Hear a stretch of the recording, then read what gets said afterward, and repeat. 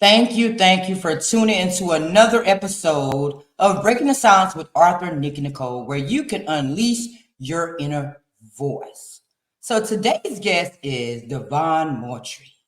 Yes, South Carolina stand up Mullins, another one on the stage. I am so happy that I have another person from Mullins on the stage again.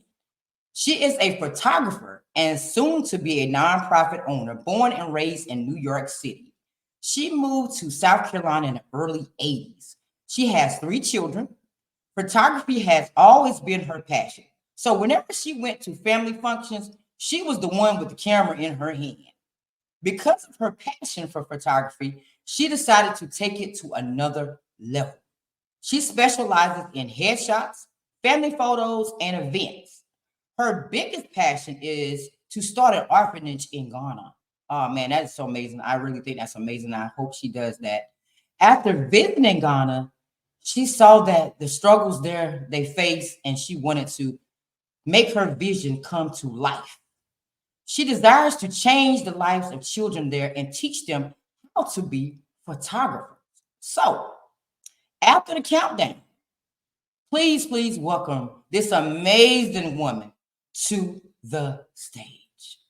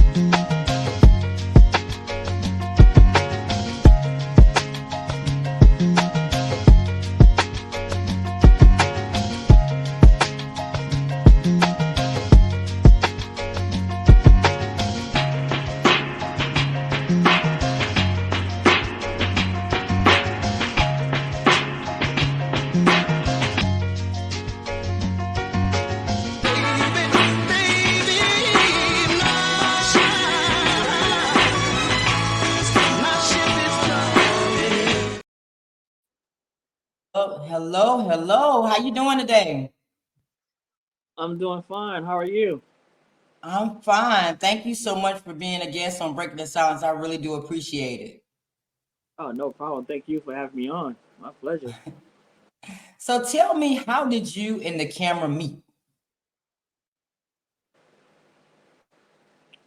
To be honest with you, I don't even know. It's like I just woke up one day and this camera in my hand. I'm just before cell phones and all that stuff. When they had the film the Fuji cameras, the disc cameras, I had like every kind.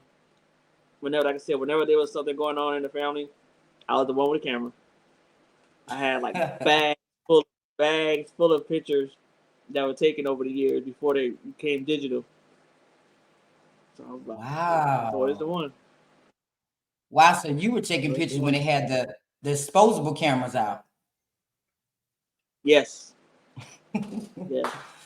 Dropping them Wow. off at the drugstore to get developed and stuff.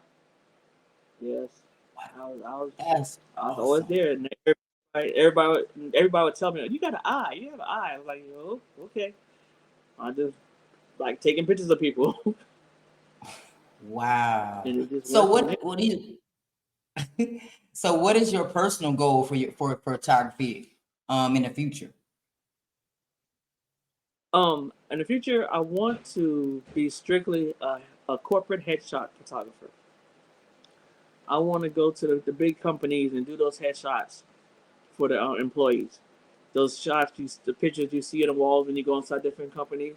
I want to be the one to have to do that for them. So that's my ultimate goal. But being that Awesome. I'm planning on moving out the country, it's going to be something I have to do over there. Hmm. So So do they do that in Ghana? Like the headshots, do they have like companies, is it set up the same way as it is in the US where they do those type of things? they do, but not to the extent that we do it here. So that's why I'll be able to bring that different skill set over there. Introduce it to them. Get the different companies and stuff online doing that. So I know it's going to be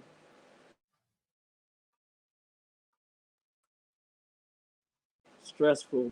Because, it comes all right. Wow, wow. So, what made you decide to take it to the next level as far as business, as far as your photography? Um, when I see my clients, their expression, they're happy with um what I deliver to them. I love that feeling of seeing their enjoyment of of what something I did, and and I just know that this is a market out there for it, because there's so many people out there that, like, sad to say, a lot. Okay, I made a lot of older clients. Like, they're like, I don't really want to take my picture. This, and that, third. I'd be like, but do you have anything that your loved ones can look back on? Like, no, I really don't. I said, well, this is why you need to take these pictures. You need to have a nice picture so they can have something to look back on in case something does happen to you. And just being able to throw that out there to people and then see the smile on their faces once they get the product back. They're like, oh my god, I love this. I said, see, you know, and it just goes from there. I just wanted to be able to bring that to everyone. Right. The thing about people, what people fail to realize that a picture does say 1,000 words, and a picture can last a lifetime. Even after they're gone, you still have that memory to hold on. So that's what makes pictures so important that we take them. But I think people don't take pictures like they used to. Do you agree? No, they don't. I agree, definitely I agree. And if they do nowadays, it's like it's a cell phone shot. Like, oh, I got pictures I got on my cell phone. But Like, there's all right, nothing like that cell picture on phones your is good, wall. but it's good to exactly, exactly. When you walk into your home and you see a nice big picture of yourself, photograph of yourself, like it gives you a self confidence about yourself. Like, yeah, Exactly. I did that. That was me. Because you could be having a bad day, and then you can look at that picture and it can remind you of how good you felt, and then all Hmm. that just transforms into the feeling that just develops from inside and comes without, comes within, comes from within. Right. Photography was something I had as a passion too, and I can definitely relate. It's definitely a hobby for me now because I realized that path wasn't for me. That I had a different purpose. So I didn't put the camera down. I still, use my camera to take pictures and everything because I still love to do. I love to take pictures still. So I can definitely relate to the love of that. But people just don't put the emphasis on taking pictures like they used to. You know. Nope, So let's talk about your nonprofit. nope, they don't. So But you still have. I, so now, let's now talk about there, your. there I stands my real truth. I agree. I agree. So let's talk about your nonprofit. What is the purpose of your nonprofit, and when do you plan to launch it? Well, the main purpose of my nonprofit, first of all, it's going to be a nonprofit that's going to be in Ghana. It's for and I wanted to create an orphanage/residential home care for the children and the families there. Because when I went there, I visited there a few years ago. Because my son is Ghanaian. That's how I got to be attached to the Ghana to Ghana. When I went there and I saw the struggles and everything that they face over there, and I knew there was something that I could do to help. I mean, just I met a gentleman that was being mistreated by his employer. He was treating him like a slave, and I was like, nah, this can't be the way life is over here. So I took it upon myself to help him out. I got him an apartment for 2 years, and I was helping him and his nephew out for years. And during that time, it just dawned on me, it's like if I can help him, I know there's many more out there that needs my help that I can help. And I know a lot of the kids, they're not orphans because of the neglect or the abuse of the parents. A lot of it just because that the parents just do not have means of supporting them. So they're out there in the streets. They're living in houses with no roof. Like say if I'm starting, someone is building a house there, and they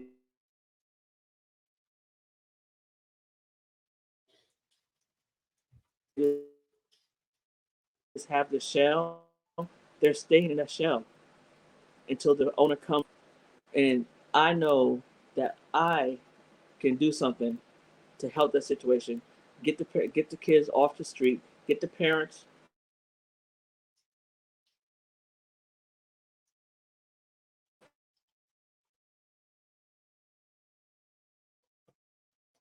to parent how to become self-sufficient. Give them skills that they can have so they can go out there and make money, so they can support their family and eventually move on to their own place to live. I know it's not going to be easy, but that's just something I really feel deep in my spirit that I can help and I can do.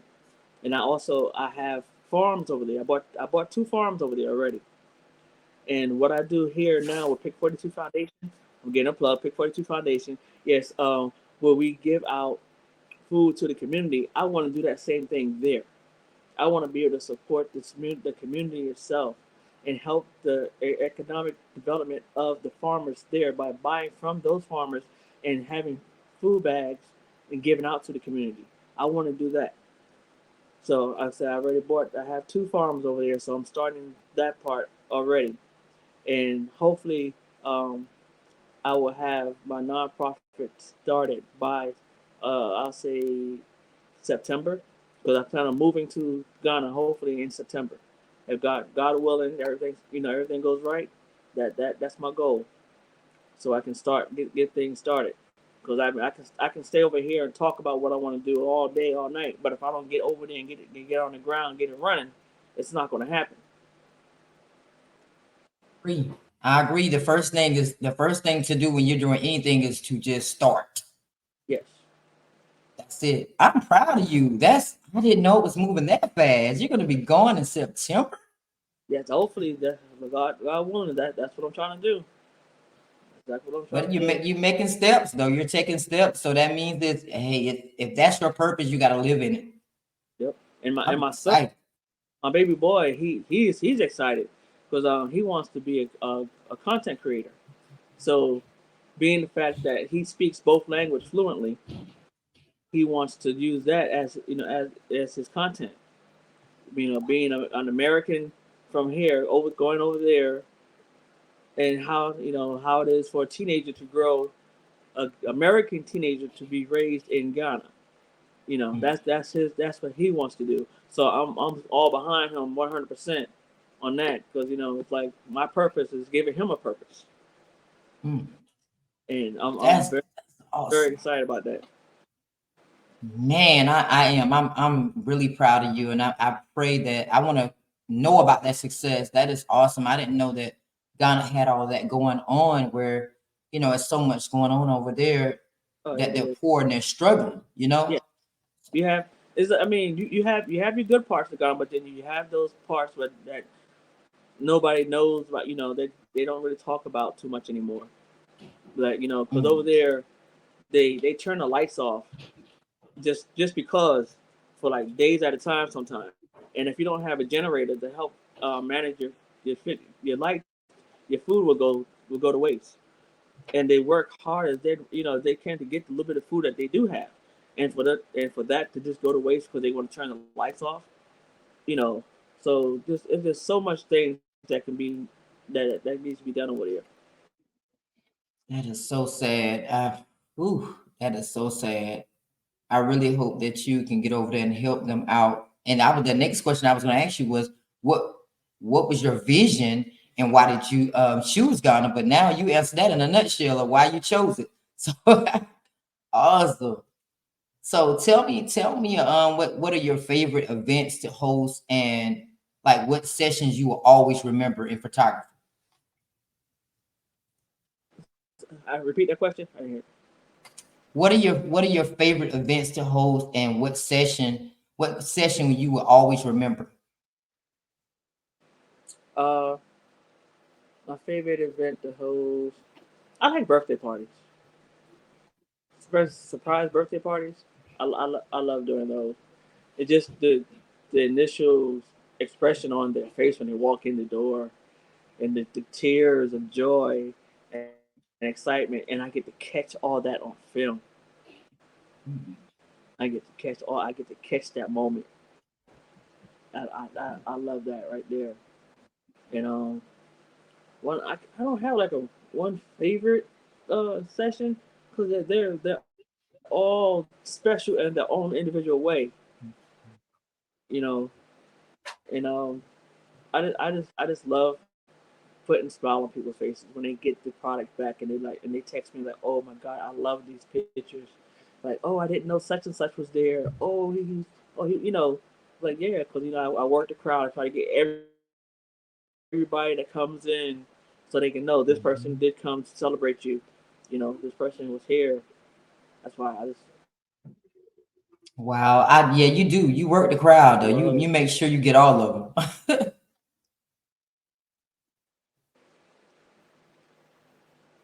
Make I sure didn't you hear get you say all it the again. pictures of everybody. So you make sure you get all the pictures Oh, of everybody when you're doing events.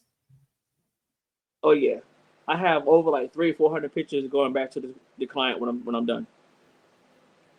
I don't just give like 50-40 pictures back. No, I give like 300-400 pictures. They get to see the event from beginning to end because I'm there from the beginning to the end. We give you all the in Mm. betweens, all the special moments that you want to take with this person or that person. All right, come on, let's get I want to make that day memorable for you. I don't.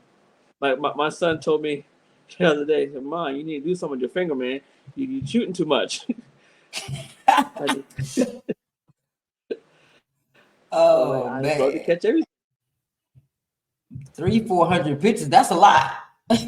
Yeah, A lot. and then That's a lot of being a editing. photographer, is editing exactly the editing part of it. That's why my son told me I need to slow down. I'm like, but I don't want to miss nothing.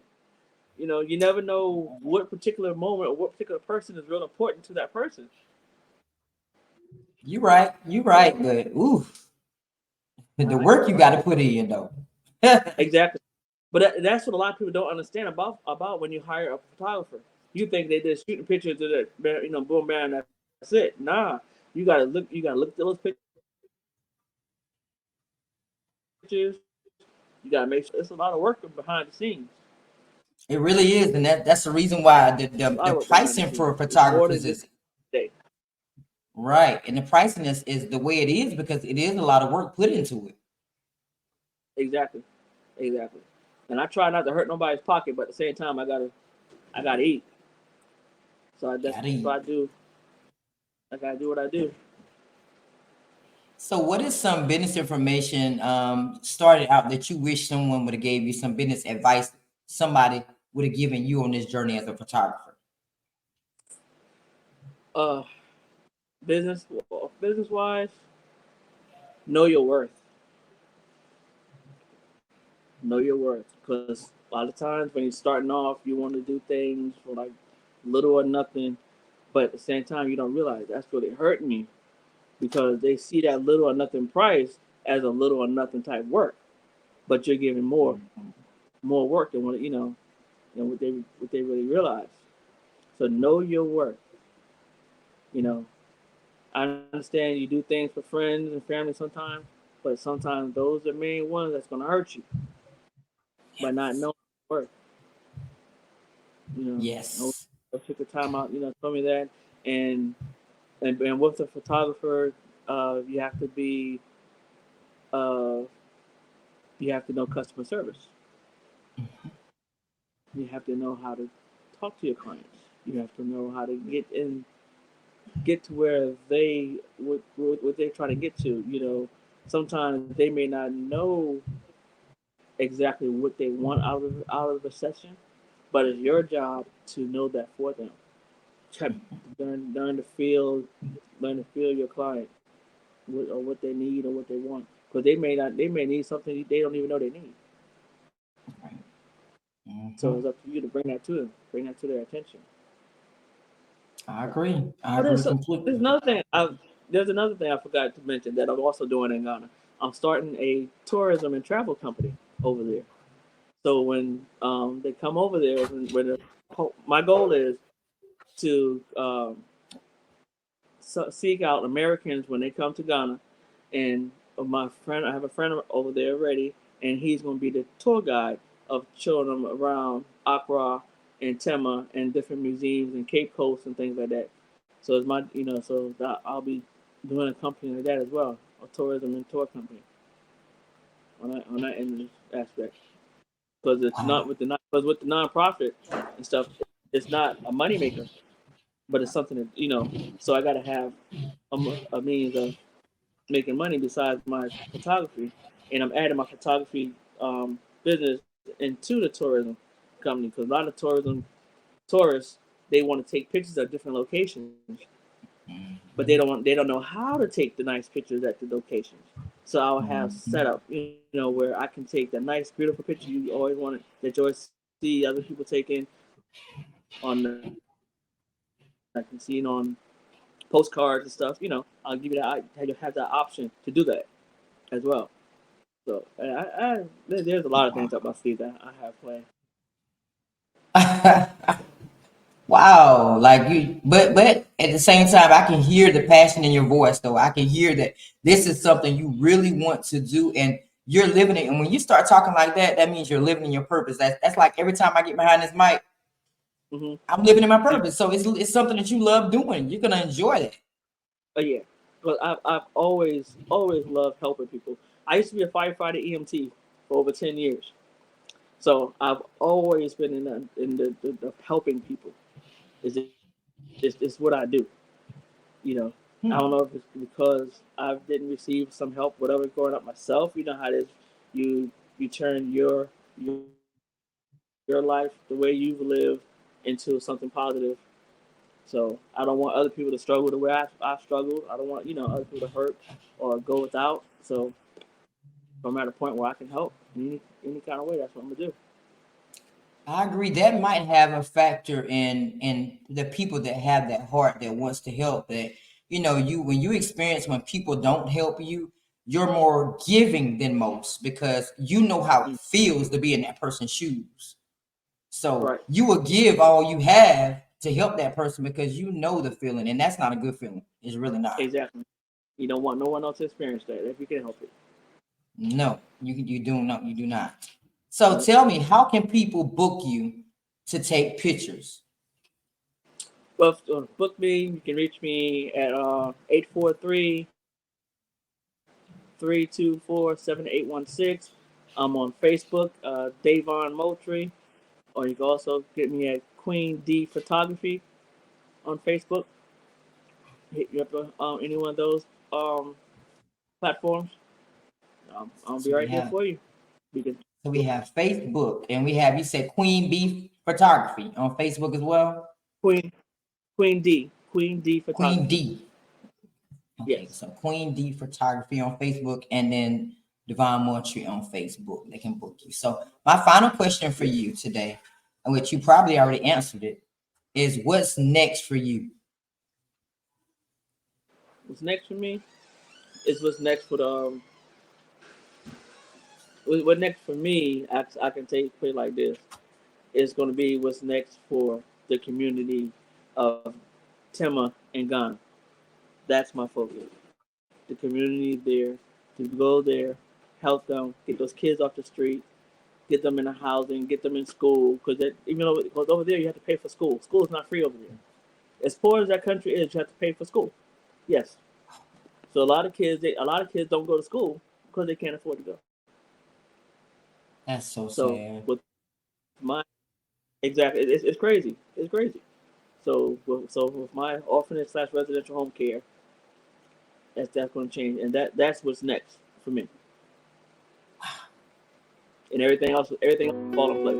The photography and all that stuff, all that will fall in place.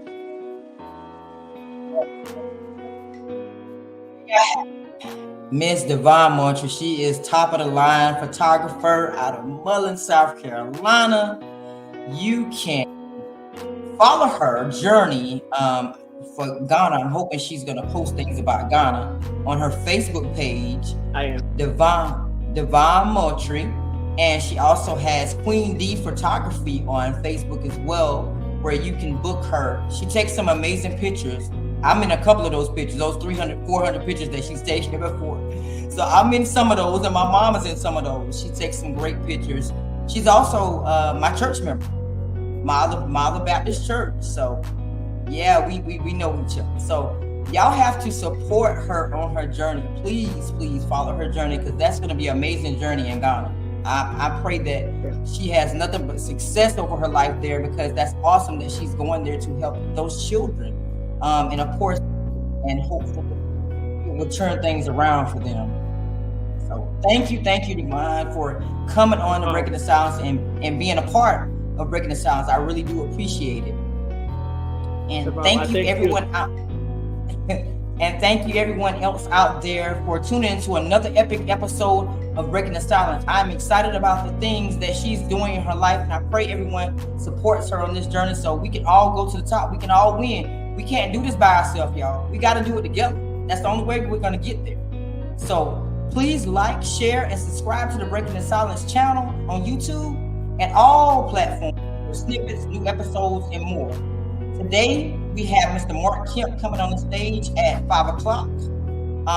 He deals with hypnosis. So he's going to talk about that word of hypnosis. So tune in at 5 o'clock with him.